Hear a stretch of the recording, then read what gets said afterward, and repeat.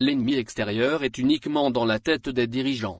La polémique qui s'est engagée, après la diffusion du documentaire sur M6, n'honore pas le régime algérien. Bien que le film soit un raté sur toute la ligne, l'interdiction et puis le dépôt de plainte contre la chaîne française prouvent que le régime privatise le pays. Est-ce que les Algériens se privent de commenter les crises des autres pays? La réponse est non. Les élections françaises sont systématiquement commentées par les Algériens. De la même manière, les enjeux de l'élection américaine sont tellement importants que toute la planète a les yeux rivés sur les USA. Pourquoi tous les régimes ne se comportent pas comme le régime algérien? Les autres régimes n'ont simplement rien à cacher. Pour prendre l'exemple de la France, la présence de l'extrême droite à tous les scrutins décisifs est traitée avec objectivité. Aux USA, un homme sans envergure intellectuelle dirige le pays depuis 4 ans. Et s'il ne trouve aucun inconvénient à ces situations, c'est parce que ces choix ce sont ceux de leur peuple souverain. En Algérie, le pouvoir se substitue au peuple depuis le recouvrement de la souveraineté. En confondant le pouvoir et l'État, les dirigeants estiment, par la même occasion, que tout ce qui est bon pour le régime est bon pour le pays. Commentant la diffusion du documentaire sur M6, le ministre de la Communication accuse des médias français d'en vouloir fissurer la confiance indéfectible établie entre le peuple algérien et ses institutions.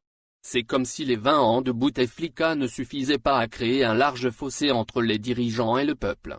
Que le régime le veuille ou non, la révolte de février 2019 émane du peuple algérien, désespéré de voir son pays conduit à l'abattoir par un régime irresponsable.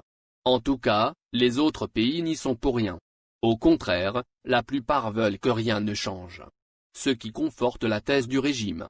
En tout cas, en 19 mois de contestation sans arrêt, le peuple algérien montre une maturité que les autres pays lui envient.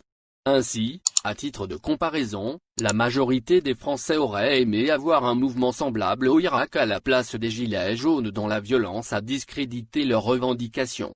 Cela n'a pas empêché les autorités françaises de répondre favorablement aux revendications sociales des Gilets jaunes. Qu'en est-il du régime algérien?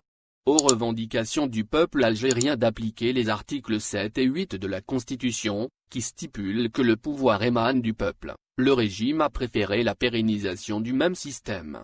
Malgré le rejet de cette solution, le régime s'accroche au trône. Pour justifier son maintien, il fabrique les ennemis.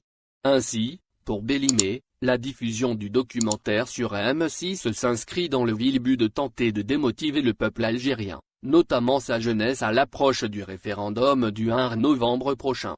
Or, si la Constitution provient réellement de la volonté du peuple, aucun travail de sape des médias mondiaux ne pourra détourner les citoyens de leur objectif.